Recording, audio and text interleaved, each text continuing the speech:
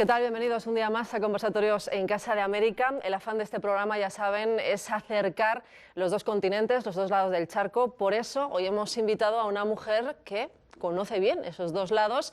Ella ha viajado mucho, quizás por eso también se siente un tanto apátrida. Esperemos que no nos diga esa famosa frase de Francisco Umbral: yo vengo aquí a hablar de mi libro, porque lo que queremos hacer con ella precisamente es conocerla mucho más allá de su obra. Ella es Carmen Posadas. Carmen, bienvenida. ¿Qué tal? Muchas gracias. ¿Te puedo tutear? Por favor. Bueno, lo de Umbral ha sido un pequeño guiño, una pequeña broma. He leído que dices de ti misma que eres extremadamente tímida. Yo no sé si quizás ese fue uno de los motivos por los que decidiste hacerte escritora.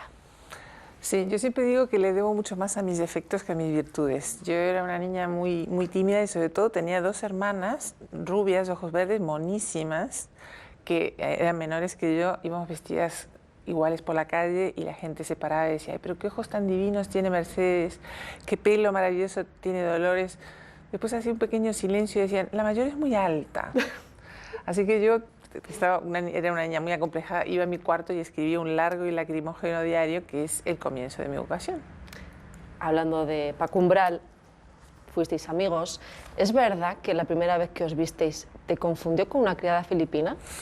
No, confundió a Isabel Preisler con una criada filipina, pero bueno, lo que sí vi fue bastante gracioso porque vino a casa a hacerme una entrevista. Y entonces yo en aquella época acababa de llegar de Londres, que estaba muy de moda decorar con frutas, ¿no? Y entonces yo tenía como una especie de mesita con unas manzanas que había ilustrado y que estaban preciosas, esas rojas así brillantes y quedaban muy bonitos. Yo en ese momento no tenía mucho dinero y me parecía muy chic esto de decorar con manzanas. Y vino Umbral y se comió toda mi decoración, me acuerdo que me sentó fatal. Bueno, eres uruguaya, vamos a dejarlo claro, yo creo que todo el mundo Sí. lo sabe, pero no está de más decirlo. Tu padre, eso sí, fue diplomático, eso te hizo que viajaras muchísimo por el mundo, has vivido en diferentes lugares, en Moscú, en Londres, en Buenos Aires. ¿Fue una buena experiencia o te hubiese gustado tener una infancia un poquito más convencional? Bueno, ¿sabes que entre los hijos de los diplomáticos hay dos clases de hijos de diplomáticos? Los que, como han vivido en muchos países, los han cambiado de colegio, de amigos, de, yo qué sé, de situación, adoran la estabilidad y no quieren moverse ni un centímetro. Y, por el contrario, otros que, como han estado acostumbrados a este eterno baile de San Vito, lo que quieren es seguirse moviendo. Yo pertenezco al segundo grupo. Te has movido mucho de Uruguay, Y me sigo moviendo mucho. Lo sabemos. Pero además, para cerrar esta entrevista, ¿verdad? Hemos tenido que buscar ahí un hueco en la agenda, que sabemos que la tienes muy apretada y por eso te agradecemos mucho que estés hoy con nosotros. Te fuiste de Uruguay junto con tu familia cuando tenías 12 años. ¿Qué recuerdos tienes de esos primeros años de la niñez allí? Bueno, yo tuve mucha suerte porque vivía en lo que llaman en Uruguay una quinta, que es una casa muy grande. Había, para que tengas una idea, teníamos caballos, teníamos ovejas, teníamos al mismo tiempo un jardín botánico, porque cuando yo nací la familia Posadas ya estaba bastante venida a menos, éramos lo que se llama nuevos pobres, pero vivíamos en aquella casa espectacular, enorme, con un parque, como te digo, un jardín botánico, y era de 3 plantas. En la parte de abajo estaban los salones, en la de en medio estaban los dormitorios y arriba vivían los fantasmas. Literalmente vivían los fantasmas. Sí. Entre otros, el fantasma de una antepasada mía que se llamaba Clemencia, que era una señora muy guapa y un poco ligera de cascos, que se dice aquí en España, y que se fugó con un amante a París y estaba toda su ropa ahí. Y entonces yo creo que por eso, una de otras razones por las que me hice escritora es precisamente por esa convivencia tan estrecha con los fantasmas del desván. Pues la viste físicamente. Yo juro que la vi, no me van a creer, pero yo juro que la vi. ¿Cuándo fue, Carmen, la última vez que fuiste a Uruguay? ¿Cómo encontraste el país? Estuve hace muy poquito, porque mi hija Jimena se ha casado con un uruguayo y vamos, bueno, por lo menos 2 o 3 veces al año, ¿no? Estuve ahora en septiembre, justo antes de las elecciones, estaba preparando las nuevas elecciones generales. Y estaba en efervescencia. El Uruguay siempre ha sido un país muy político, se ha interesado mucho por yo qué sé, por politiquero más que político, ¿no? Y entonces, bueno, y yo creo que en este momento está viviendo un momento bastante bueno desde el punto de vista económico. Te iba a preguntar por las elecciones y también por el presidente Mujica. Es un país pequeño, Uruguay apenas tiene 3 millones de habitantes, pero ahora mismo parece que está marcando el ritmo de los avances sociales de esa región. Recordamos, entre otras cosas, se acaba de legalizar la posesión y consumo de cannabis, la ley del matrimonio homosexual, también se ha legalizado el aborto, y en todo esto tiene un papel importante José Mujica, el presidente, que lo va a ser hasta primeros de este año, ¿no? Del año que entra. ¿Qué opinas de José Mujica? ¿Le conoces? No, no lo conozco. Es un personaje muy particular, ¿no? O sea, él se ha convertido en estrella de rock. Antes nadie sabía dónde estaba Uruguay, ahora todo el mundo, ¿de Uruguay? Te dice, yo qué sé, te dice un señor canadiense o un señor australiano, todo el mundo ha oído hablar de Mujica. Yo creo que tiene una gran virtud, y es que él ha sabido perdonar. Pasa un poco como Nelson Mandela. Estuvo en la cárcel, estuvo viviendo en aislamiento casi durante 10 años, tengo entendido.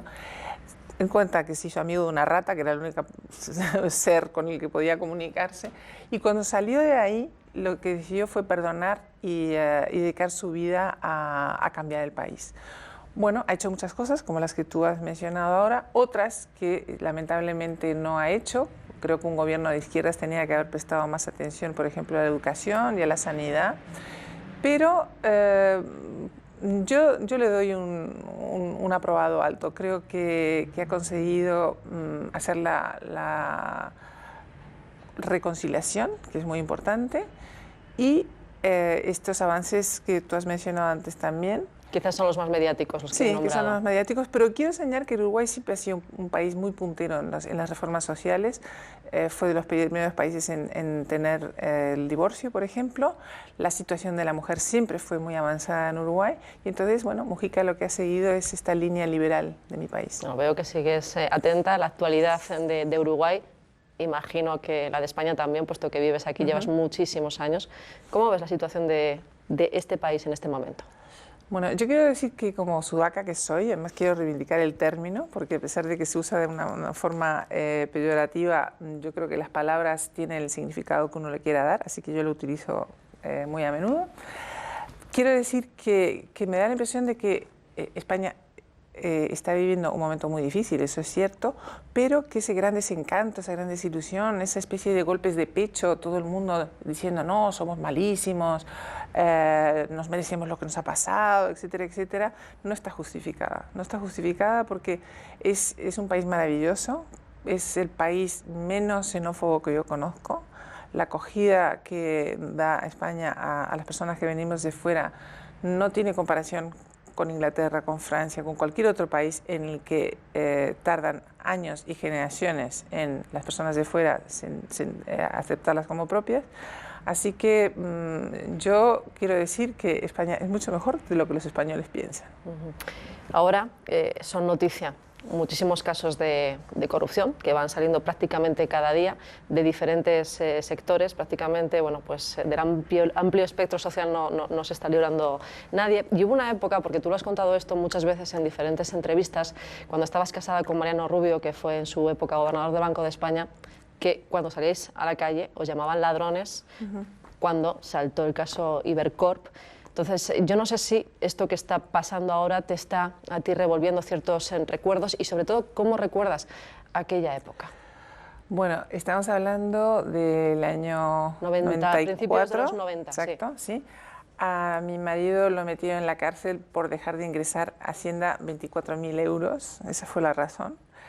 Es verdad que él cometió un error, él ganó un dinero en bolsa y entonces le dijo, ¡ay, qué horror! Ahora van a pensar que el gobernador del Banco de España está dando pelotazos en bolsa.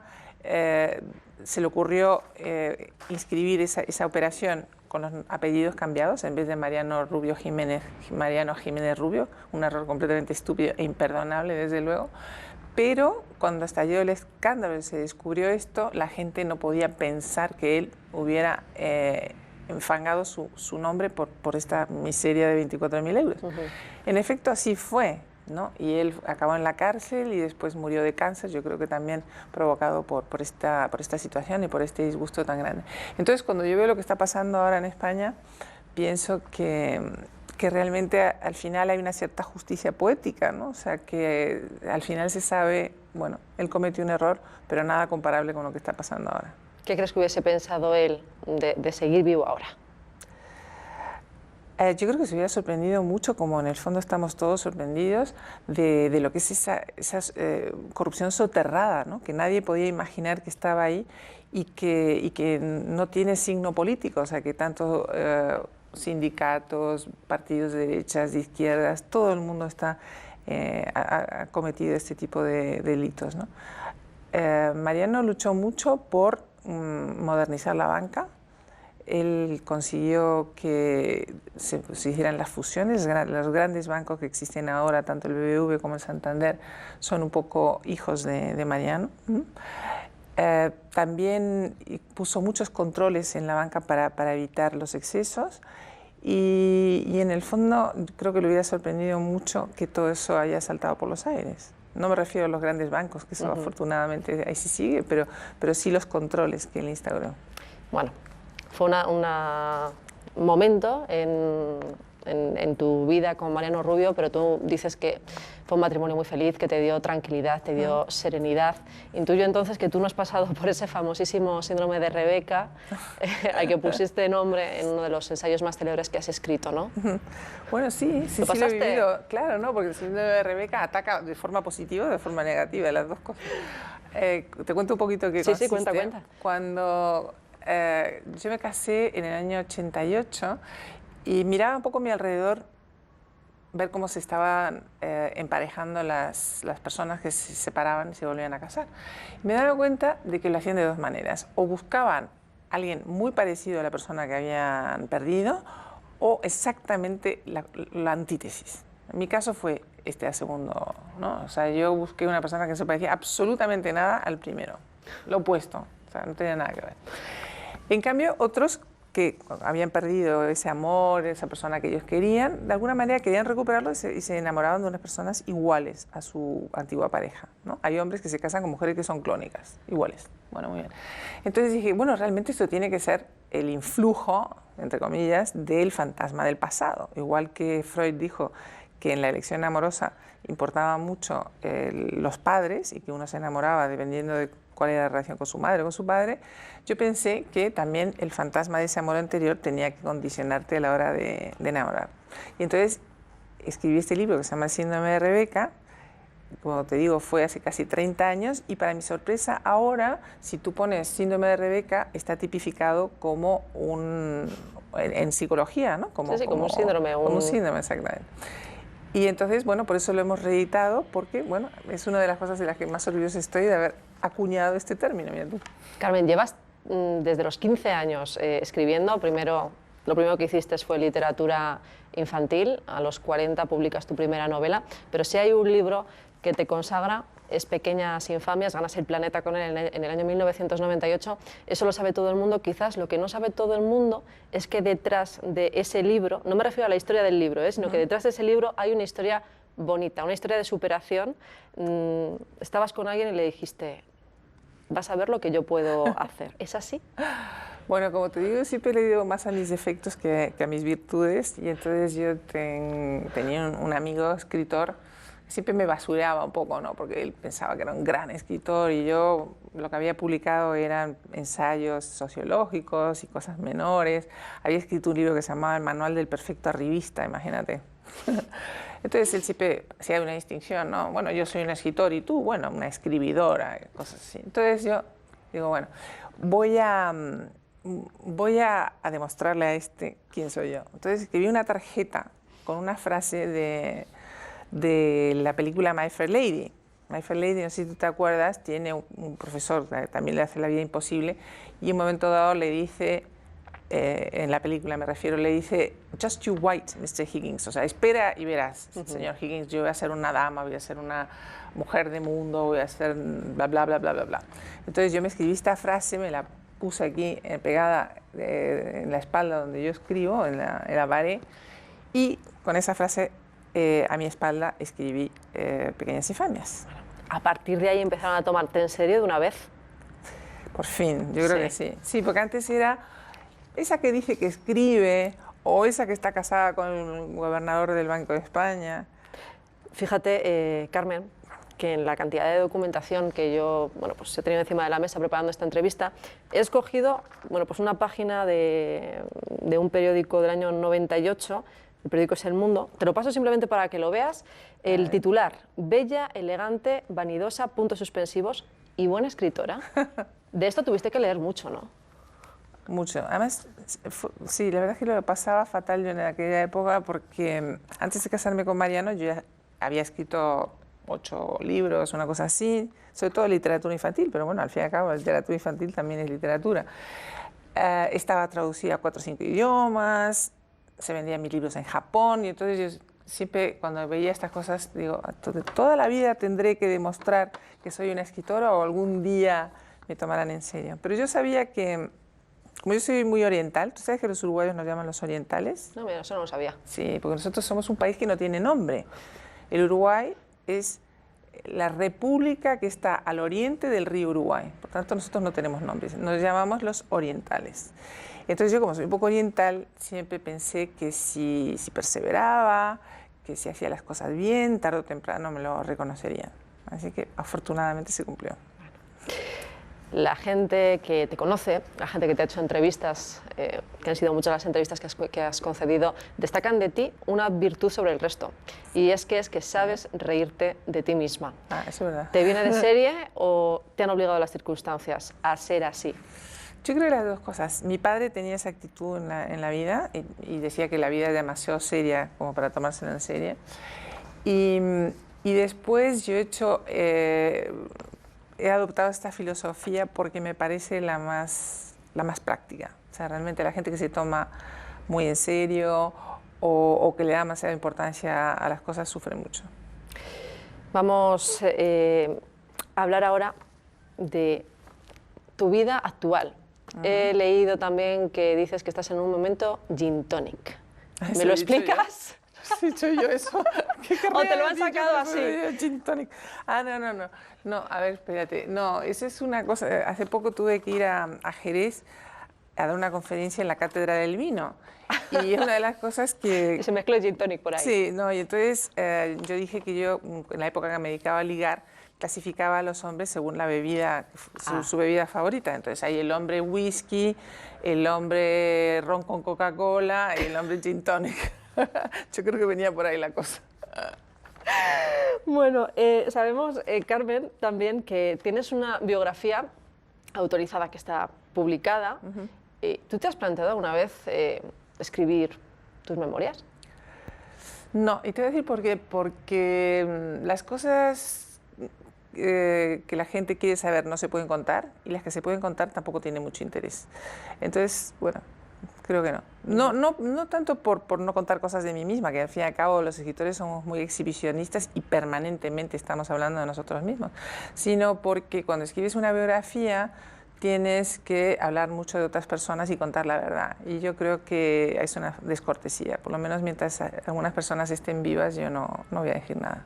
Has escrito muchísimas novelas, has escrito ensayos, has escrito relato periodístico, eres colaboradora de algunos medios de comunicación, guiones para televisión. ¿En qué te encuentras más cómoda?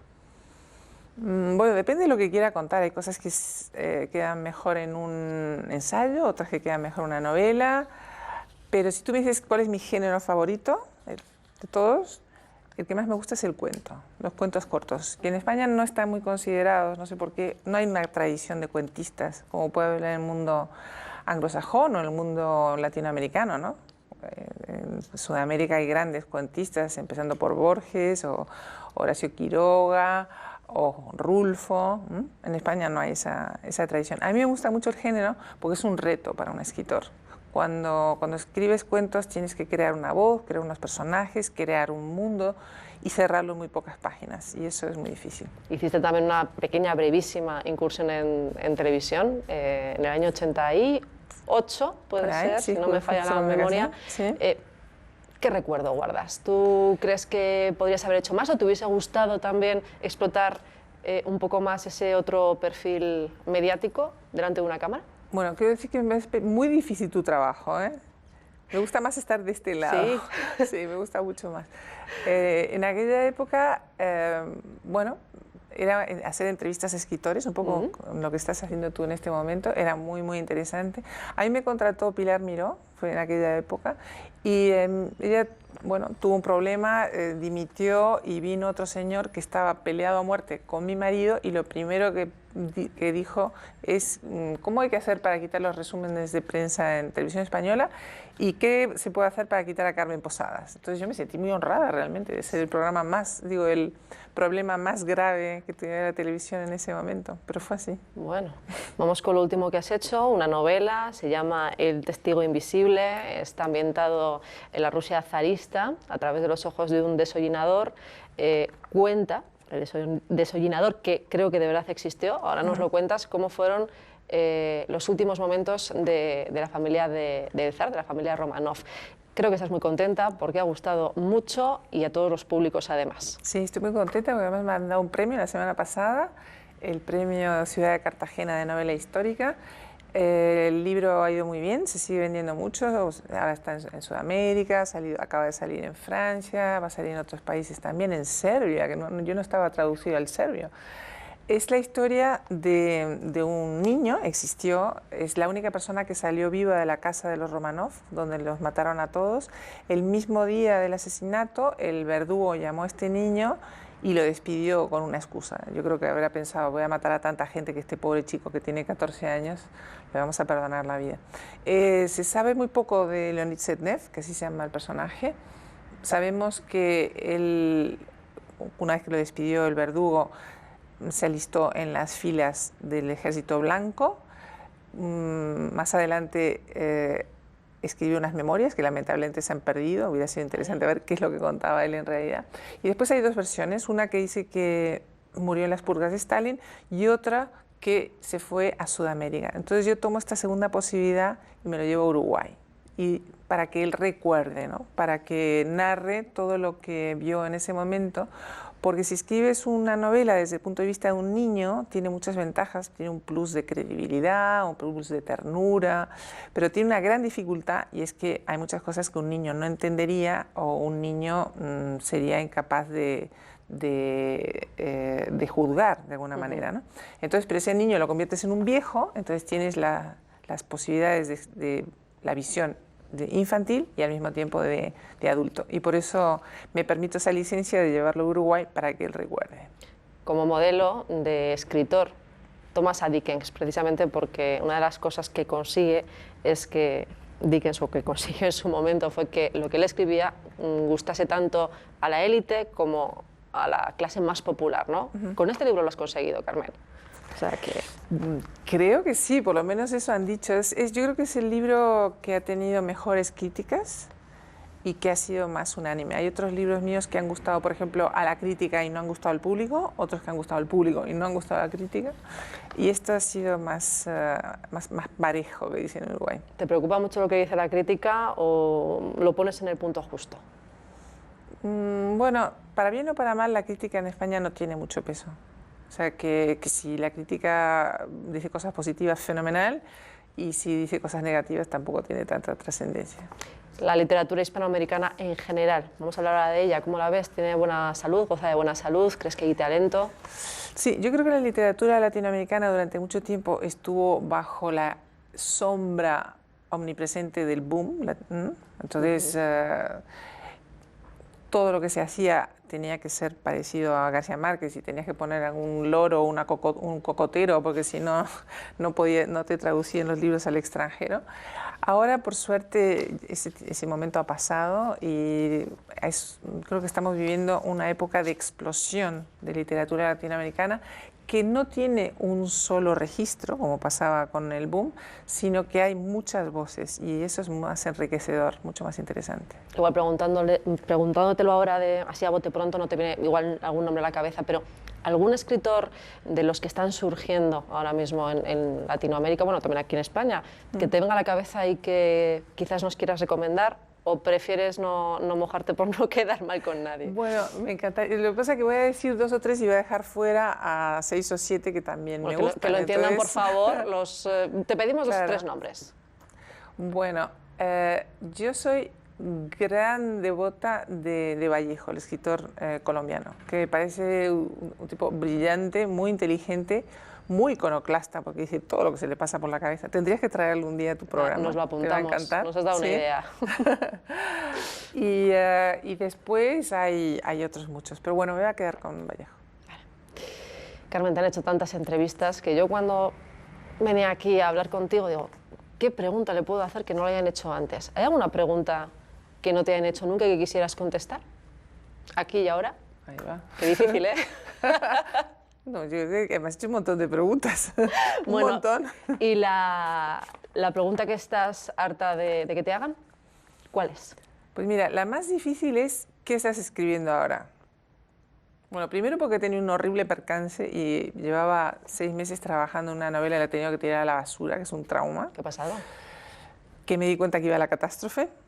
Estaba escribiendo la biografía de María Bonaparte, que es una discípula de Freud, una mujer muy inteligente, una vida apasionante. Ella salva a los Freud de los nazis, o sea, consigue entrar en Viena en medio de la ocupación y llevarse a Freud, que tenía 83 años en ese momento, y rescatarlo de una muerte segura. Entonces me parecía, bueno, un personaje que valía la pena contar su historia, pero me di cuenta de que me había metido en un berenjenal horrible porque, a pesar de que el personaje me resultaba muy interesante, a mí las teorías de Freud me parece que están trasnochadas. Entonces, defender el punto de vista de una persona que adora a Freud cuando yo no tengo esa misma adoración era muy difícil. Aquello chirriaba por todos lados y entonces he tenido que tirarla a la basura. Por eso te digo que es muy difícil contestar esta pregunta de qué estás haciendo en este momento. O si hubiera estado escribiendo esa novela, tampoco te habría podido contestar, porque hay una especie de superstición común a todos los escritores y es hablar de lo que estamos haciendo. O sea, que no te pregunto por proyectos futuros. Nos enteraremos. Seguramente que hay un libro a la vuelta de la esquina nuevo de Carmen Posadas. Carmen, muchísimas gracias por estar aquí. Te agradecemos muchísimo, de verdad, que hayas hecho un hueco en la agenda, que sabemos que la tienes muy ocupada. Gracias. Muchas gracias. Bueno, a ustedes nada más. Gracias también por estar un día más ahí al otro lado. Les citamos, bueno, pues otro día aquí en Conversatorios para seguir hablando. Adiós.